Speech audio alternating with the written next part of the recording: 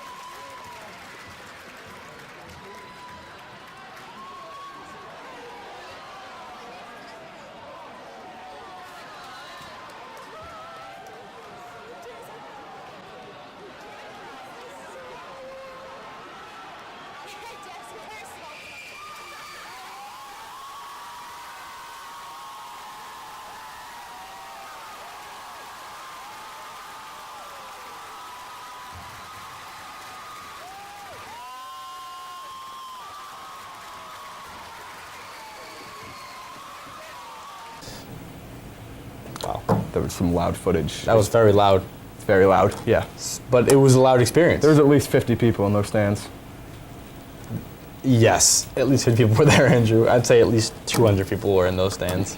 So at least 50. And then, talking to my friend Matt Loud, who we have on later in the show, he's the captain of the team. He said his cousins came down from Hingham to see the game, and when they got there, they wouldn't let them in. They're like, there's too many people here, you can't go. So we sold out. Oh yeah, I was waiting in line. It was a huge line. I mean, there was a huge line. There was a truck covering off the entrances so no one could go in or out. Yeah, we came out after the game, after we won, and we looked, and there were people parked on the road, like the main road there, which was insane. We were driving out, and there were cars back way up to the bridge. Now there was another team playing right after you guys, so the line was 3 games, huge. Yeah. It was all over the highway.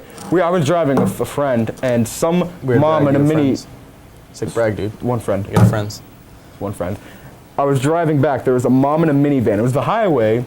She just pulls and she starts doing a 3-point turn on the highway, she didn't want to wait in the line, so she wanted to turn around while there was cars coming down, and we almost T-boned her.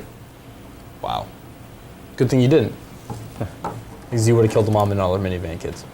I didn't see any kids in there. It was just a large mom in a minivan. Oh, hey, whoa. Be careful. 2016. 17. Can't say that. 2017. So what else we got? Sports. I mean, boys hockey won 4-0. They won. We have now outscored our opponents 34-3 the entire playoffs. So, when's your next game? Sunday, 3:15. Where? The TD Garden in Boston, the big one for the state championship. I believe we got an interview with some radio guy, right? Do we interview? We interviewed Brendan Conley. Andrew's being modest, his brother. Great interview, great guy. Took us around WATD, and take a look at that. I was at UMass my senior year, the team made March Madness, and it was probably one of the craziest experiences you'll ever have covering a team like that. But I really haven't covered college since then, so typically I stick to pros and high school. All right. So growing up, who was your sports hero? There were so many. I really started watching sports. It's funny. The first game I ever watched, to my memory, was the Patriots when Drew Bledsoe got knocked out in that first game. Tom Brady came in, and at the time, I remember my dad freaking out, jumping off the couch, saying the season's over. Next thing you know, the Patriots are winning the Super Bowl, and a dynasty started. And then I started watching the Red Sox, and I fell in love with them too. And then 2003, I started watching both the Celtics and the Bruins as well.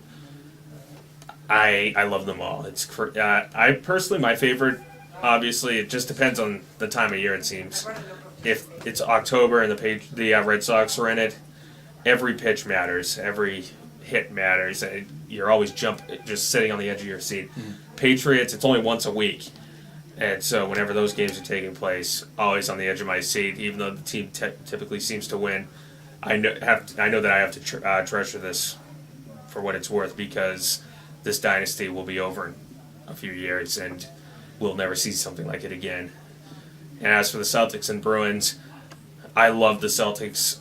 They're one of my favorite teams. Bruins, I don't catch as much of, but I still enjoy watching them whenever they play.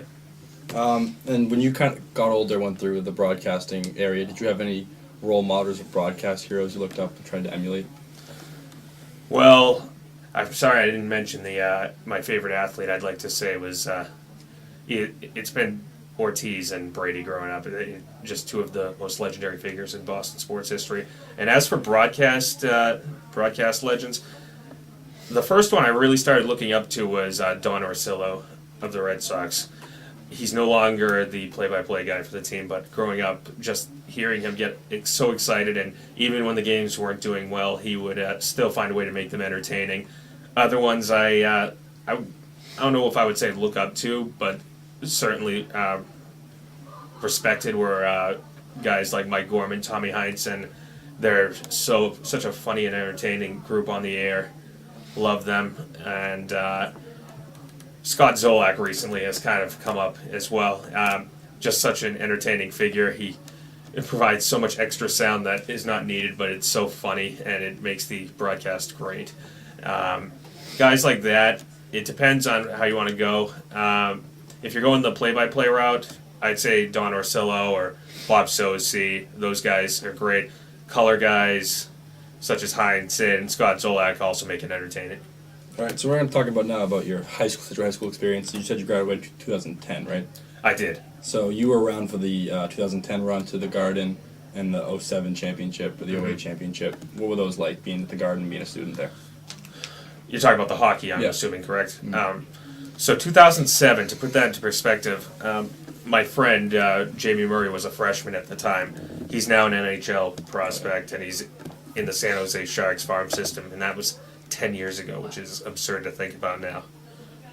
But during those runs, whenever I had a chance to go to places like Gallo or go anywhere like that, the crowds were absurd. The fans were so rowdy, and it was just such an entertaining experience. Like, I go now, and it seems like the crowds are somewhat timid compared to what they used to be, even though they're still bumping. Yeah. When I was there, one of my favorite memories was at Gallo. This wasn't even the championship. This was 2010. It was my senior year, and a classmate of mine, Nick Sherry, scored the game-winning goal against Ashland. Remember that? And the whole crowd just went bananas. I think I was standing in the student section. I got knocked over, and an avalanche started in the whole bleacher section for Scituate. And the funny story about that was Nick Sherry wasn't even a top-line guy. He was kind of just thrust into the situation at the moment, and kind of I think a third or fourth line guy at the time. And don't get me wrong, Nick Sherry was one of the best athletes I knew growing up, but he wasn't one of the top players on that team at the time. And to see him go out there and score the game-winning goal like he did was one of the most legendary moments, I think, during that run for Scituate.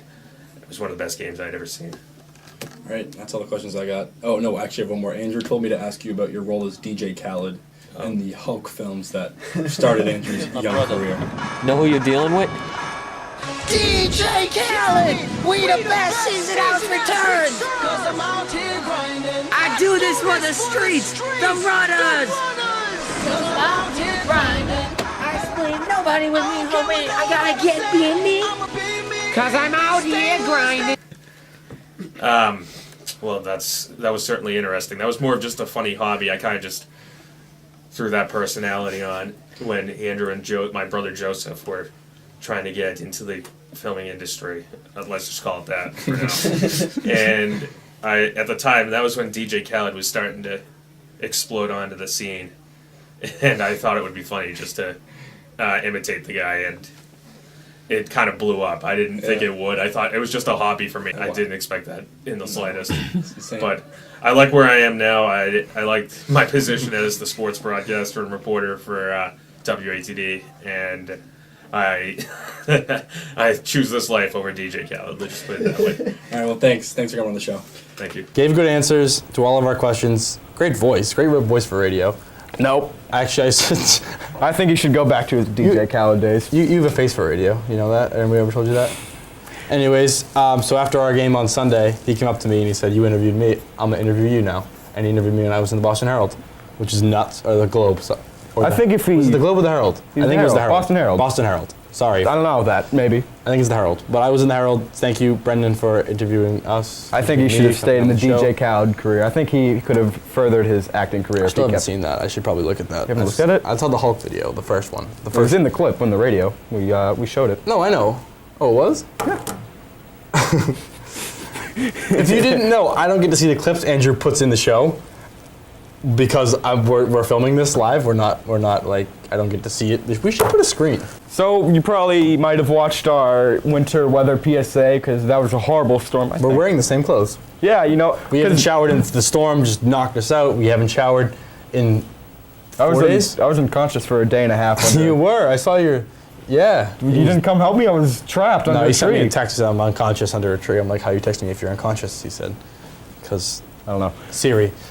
So yeah, we're wearing the same clothes. It's been a rough couple of days, but I mean, let's look at weather for the next week. I mean, I hope it's nice. Thank you, Ben and Andy, and we are back with another 5-day weather report, and we have some snow in the forecast. So for Saturday, we're going to have a nice March day. It will be a little bit cold. It'll be about 39 degrees and partly cloudy. And now on to Sunday. Sunday is a big day. Sunday was going to be the parade. However, the parade is canceled due to snow. We're going to have up to 3 to 5 inches of snow, and this will be tough getting to the hockey game on Sunday. It will also be about 36 degrees on Sunday.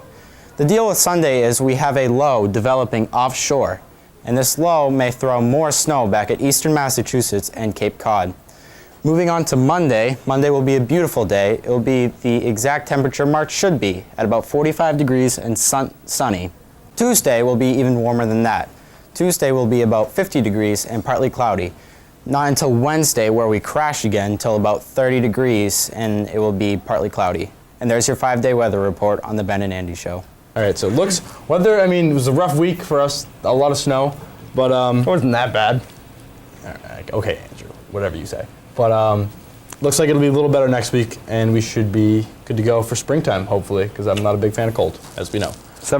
Exactly 1 more week till spring. Wow, that's coming close. Well, now we welcome on a couple of my closest friends that Andrew will interview, Cam Francis and Matt Loud, who are the 2 captains of the Scituate hockey team. I am here with the captains of the Scituate boys hockey team, Matt Loud and Cam Francis. Cam, sup? Sup? Matt, what's it like playing at Gallo, and what are the fans like there? Playing at Gallo is a great thing. There's nothing quite like it, no words to describe it. It's just, you dream of going there, and when it finally happens, it's something that you'll never forget. And the fans are just unbelievable. Couldn't ask for a better student section. You guys are always loud and supportive, and we're truly lucky to have you guys. All right, this question is for Cam. What are you most looking forward to at the Garden? I think just the experience and the opportunity to get to skate on the TD Garden ice, it's something that I think all of us have dreamed of as kids, and to make it become a reality is really surreal. And I've been playing with these guys since I was 6 years old, so there's not a better group to be there with. So I love them all, and one more. This question is for both of you guys. Do any of you guys have pre-game rituals? I wore them up in all Lululemon. I have nothing too crazy, but I usually get dressed from left to right, so I'll start with my left sock, then my left knee pad, then just kind of go up from there. So, nothing too crazy, but it's fine. If you could describe Coach Breen in one word, what would you use to describe him? Babysitter. Beauty. All right, so this question is for Matt. What do you do to keep your players loose during the playoffs? Not a whole lot. Just try and keep the room light. Keep them focused. Don't overthink it, I guess. Everyone's different. Everyone has their own way to relieve stress. But, if I got to crack a joke or do something funny to get them to laugh and loosen up, I'll do it. All right. Now this question is for both of you. Is there anything you'd like to say to the fans before you go to the Garden? You guys have been great all year, and you guys have supported us through a lot of ups and downs. And, be there 3:15 Sunday, pack it, be loud, get there early, and, hopefully we can pull out the dub. I would have to say just thanks for a great year. We got one more to go, and glad you guys were along for the ride. And that's really it. All right, so that was a great interview. Excellent job by Cam and Matt. Not really by Andrew. Whoa. Oh. Did I say that out loud? Yes, you did. I didn't mean to. We'll cut that Here's part. the thing. He wrote the questions and said, hey, read these. And I'm Yeah, like, 'cause what? why didn't you write your own questions? Because you write my questions usually. Why didn't you write your own questions? Because I don't want to write questions. I don't know. I didn't care. Are you incapable of writing questions? No, I can write a question. I'll ask you a question right now. Why are you such a jerk?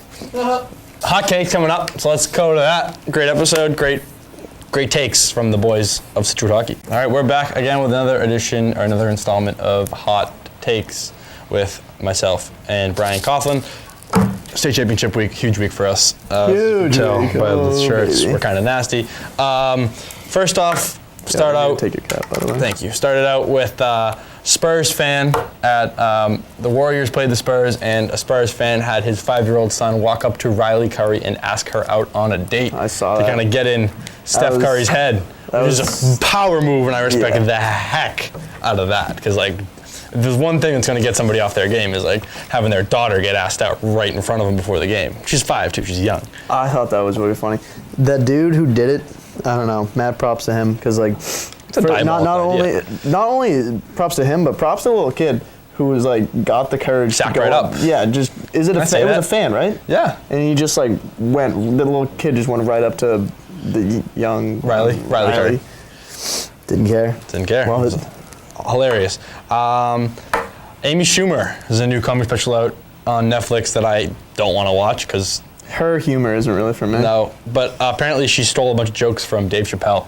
Really? Big time joke stealer Amy Schumer, which is I hilarious. can see that. She's kind of an annoying comedy where she's just I don't know. Yeah. Annoying comedy is really the only way to describe it. It's crude, it's vulgar, Yeah. and just it's I don't know. not really my thing. But Dave Chappelle, that guy's wicked funny. Chappelle's funny. Yeah. Chappelle's show was a good show back in the day. It's all about timing. It is It timing, is. and Amy Schumer just talked about her life and her escapades, and it's nothing really that I'm interested in hearing. So we should just fire her and get Dave Chappelle to do the Chappelle show again. Yeah, basically. You know what? I think it's because her uncle's a huge U.S. Her dad is a U.S. Senator, Chuck Schumer, New York Senator. I know, I Yeah, thought it was her uncle. yeah. So I don't like him because of her. It's weird, just because I'm an idiot. And that's Yeah, the no, word. I don't like her because my politics don't align with Mr. Schumer. No, me neither. So me and Amy aren't on the same page. Not on the same page at all. The football commit, I don't know if you saw this. A kid committed to Duke, but he did it in this weird, the little cheesy superhero way? thing. Yeah. And it was a very low production value. And he committed to Duke football, which not the greatest Dude, football he school. had who It was did he have it was on that? Florida State, Forest, yeah. Louisville, USC, like all these great football Very schools. good football schools, and he picked Duke. So And it was really a cheesy video. If you haven't seen it, look it up. But he it's funny. probably, which this would have been funny, just threw those on there. He didn't Just- actually just get, made it up? Yeah, didn't actually get. That's a good idea. Yeah. Just kind of like, hey, I could have gone here, but I didn't because like I wanted. To I mean, go I there. would, dude. It's kinda- If like, yeah, no, if I'm going to Duke to play football, I'm gonna throw in, pretend that I got some offers. Yeah. There's a new app out, or a new app in the works. That is a facial recognition app. Take a picture of somebody and it links you right to their Facebook page, which is kind of sketchy. I don't know if I'm a fan of that. Links you to their Facebook page. Like I'm like, oh, here's Brian. Like picture of Brian. Like, oh, there he is, Brian Coughlin's Facebook page. Kind of sketchy. I don't like that. I mean, like that could be useful if like. I don't think that can be useful at all. Actually, I don't know. That's kinda just like that's the only thing that can be used for is like stalking people. Yeah. Or, like which is not something you want to be like being sketchy. promote. There's no non-sketchy way to use that app. If you have that app on your phone, You're a you can sketchball. always tell the type of person somebody is by, or at least I can. Yeah, by because the up to app. me, you open my phone, you said, I can tell what kind of by the apps you got, and you open, you laugh, and you go, ha, they're not even in folders. I can know what kind of person you are, and put my phone down. And I was like rattled. I was like, what do you? Yeah, no, yeah. So like now That's a I'm- special talent of mine. Don't worry about $5. it. You don't know. Don't wanna You don't know. need to know how I do it, but He does if you it, show it's- me your phone and all your apps, That's very sketchy. I know everything about you. Indiana fired its head basketball coach right on before the tournament started. Indiana did not make the March Madness NCAA tournament. They did not make the tournament. But Don't they usually? they're usually really good, and they Probably fired their head coach fired right him. on the day of. They're like, screw you, you didn't make us to the tournament. So yeah, The day of the tournament started? today, like right now. Oh. like 20 minutes ago. So why didn't they fire him the day that they found out they weren't going to make the tournament? I don't know, but That's kind of rude. It's still kind of funny. Oh, wicked funny. So speaking of March How Madness, long has he been the coach for? I don't know, a couple of years, I think. Yeah. Speaking of March Madness, who do you got? UCLA. I want Lonzo Ball to win it all. Like I had UCLA, and like I looked at it, and I made one bracket today. I will only make one bracket. Well, it's over. It started now, but I only made one bracket, and it's gonna be the perfect bracket. You heard it here first. if you have a favorite bracket, I'll give you like $10 on air next week or whatever. Okay. But I had UCLA. No, wait. Right now, do you have a bracket? Yeah. If I get more picks right than you, $10 to the winner. Can we make bets on this? I Absolutely. don't know. If not, then we actually didn't make the bet. But that bet's we still, did, yeah. I had UCLA then. I was like, nah, I'll take Duke instead. I had UCLA. Duke. I have Duke against UCLA in the finals. I have UCLA losing to North Carolina coming out in the Elite Eight. So That makes sense. all right. Thanks for tuning into the Hotcakes this week. Tune in next week for an even better episode and see if I lose $10. Great job. Hot takes as always. Ben and Brian, myself and Brian. Big week for everybody here in Scituate this weekend. The parade, as you well know by now, was moved to the 26th, freeing up your Sunday to head up to the Garden to see boys hockey. Myself, Brian, Kim, and Matt, who were just on the show, are going for the Division II state championship as seniors. It's going to be a lot of fun. Hope to see all of you there. And as always, thanks for hitting play.